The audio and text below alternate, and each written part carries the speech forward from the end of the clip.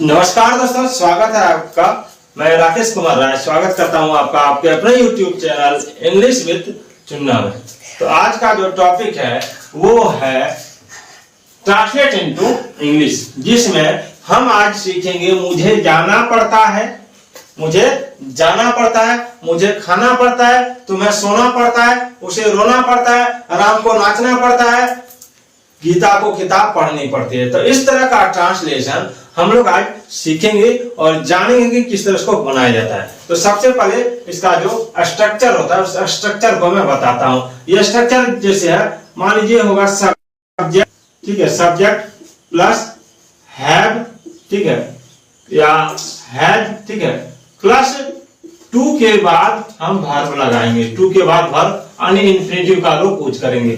किसका रूप यूज करेंगे? यहां मैं टू के बाद वर्ब इसलिए बोल रहा हूं क्योंकि आपको समझ में आ जाए कि मैं क्या करना चाहता हूं। तो इंफिनिटिव का प्रयोग करेंगे। कैसे? मुझे जाना पड़ता है तो इसमें लगाएंगे आई, ठीक है, उसके बाद हैव, कहां? तो जाना पड़ता है, आई हैव टू गो, मुझे जाना पड़ता है, आई हैव टू गो, मुझे जाना पड़ता है, ठीक है। उसके बाद है उसे खाना पड़ता है तो इसमें लगाएंगे ही, ठीक है, हैज, उसके बाद to eat, he has to eat, उसे खाना पड़ता है, ही हैज टू इट, उसे खाना पड़ता है। अब राम को जाना पड़ता है तो इसको थोड़ा मिटा लेते हैं फिर बताते हैं।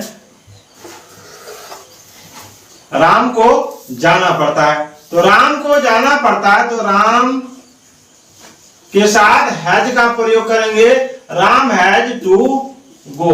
अब मैं इसका एक नियम और बताता हूं कि अगर एक नाम रहे, सिंगल नाम रहे, सिंगुलर नाम रहे तो उसके साथ हम हैज का प्रयोग करेंगे। किसका प्रयोग करेंगे?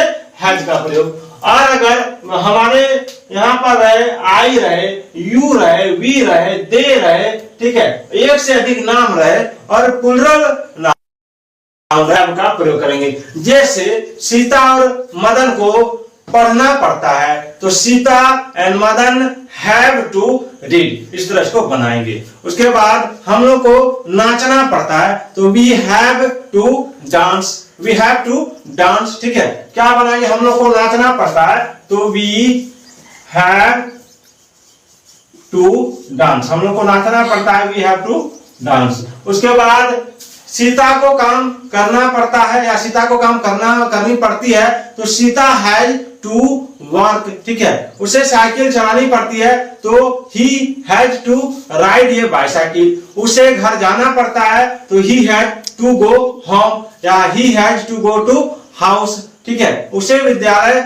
जाना पड़ता है तो he has to go to school. उसके बाद उसे रोज आना पड़ता है तो he has to come daily. तो इस तरह का सेंटेंस का ट्रांसलेशन बनाने के लिए हम हैव प्लस टू इंफिनिटिव का प्रयोग करते हैं।